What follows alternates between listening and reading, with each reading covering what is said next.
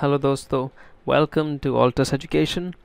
मैं हूं अनिरुद्ध और सी प्रोग्रामिंग के वीडियो ट्यूटोरियल सीरीज़ के तीसरे वीडियो में आज हम देखेंगे कि ये सी प्रोग्राम का स्ट्रक्चर कैसा होता है।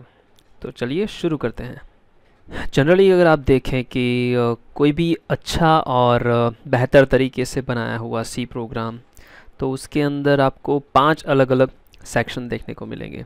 तो देखते हैं वो कौन कौन से सेक्शन हैं। Section number 1, documentation. Documentation section के अंदर आप कमेंट्स यूज़ करेंगे। कमेंट्स जनरली 2 तरह की होती हैं, सिंगल लाइन कमेंट और मल्टी लाइन कमेंट। कमेंट के बारे में हम डिटेल में देखेंगे अगले वीडियो में, अगले कुछ वीडियोस के अंदर। और ये कमेंट्स आप यूज़ करके आप प्रोग्राम का एक्सप्लेनेशन, मतलब प्रोग्राम आपने क्यों बनाया है, प्रोग्राम का पर्पस क्या है, प्रोग्राम में कुछ कोडिंग या फिर कुछ लाइंस ऐसी हैं जो आपको एक्सप्लेन करनी है, तो वो आप डॉक्यूमेंटेशन में कर सकते हैं। और डॉक्यूमेंटेशन से प्रोग्राम को समझना बहुत इजी हो जाता है। Section number 2, linking section.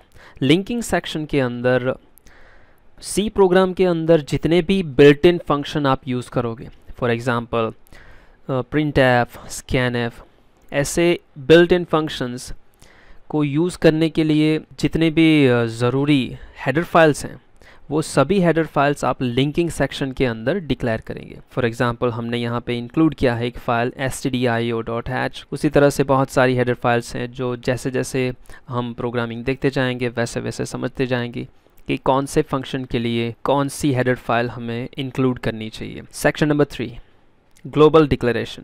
Global declaration section के अंदर हम ग्लोबल वेरिएबल्स लेंगे। वेरिएबल्स के बारे में हम देखेंगे आगे कि वेरिएबल्स क्या है, कैसे डिक्लेयर करते हैं। लेकिन वेरिएबल्स ऐसे वेरिएबल्स के जो हम मेन फंक्शन और मेन फंक्शन के अलावा दूसरे फंक्शन जो यहाँ पे बनाने वाले हैं अभी, उसके अंदर हम इस वेरिएबल को यूज़ करेंगे। तो एक ऐसा वेरिएबल जो हर एक फंक्शन के अंदर यूज़ होने वाला है, तो ऐसे वेरिएबल को हम ग्लोबल वेरिएबल बनाकर इस सेक्शन के अंदर डिक्लेयर करेंगे। ये सेक्शन होगा सभी हेडर फाइल्स के तुरंत बाद। तो ये हुआ global declaration. Then section number 4, user defined function. इस सेक्शन के अंदर हम मेन फंक्शन के अलावा जितने भी एडिशनल फंक्शंस हैं जिनकी हमें ज़रूरत है, कुछ पर्टिकुलर टास्क परफॉर्म करना है, उस टास्क के लिए बनाए गए एडिशनल फंक्शन जिसे हम यूज़र डिफाइंड फंक्शन कहेंगे, वो सभी फंक्शन यहाँ पे हम डिक्लेयर करेंगे। फॉर एग्ज़ाम्पल यहाँ पे हमने एक फंक्शन डिक्लेयर किया है cal area, means calculate the area of circle, जो एरिया ऑफ सर्कल कैलकुलेट करेगा और कैलकुलेट करने के बाद जो भी आंसर मिलेगा उस आंसर को रिटर्न करेगा बैक टू मेन फंक्शन। और सबसे इम्पॉर्टेंट सेक्शन, 5वां section, that is main function. ये सबसे इम्पॉर्टेंट इसलिए है क्योंकि कोई भी सी प्रोग्राम मेन फंक्शन से स्टार्ट होता है। मेन फंक्शन उसका स्टार्टिंग पॉइंट है। अगर मेन फंक्शन नहीं हुआ तो आपका सी प्रोग्राम स्टार्ट ही नहीं होगा।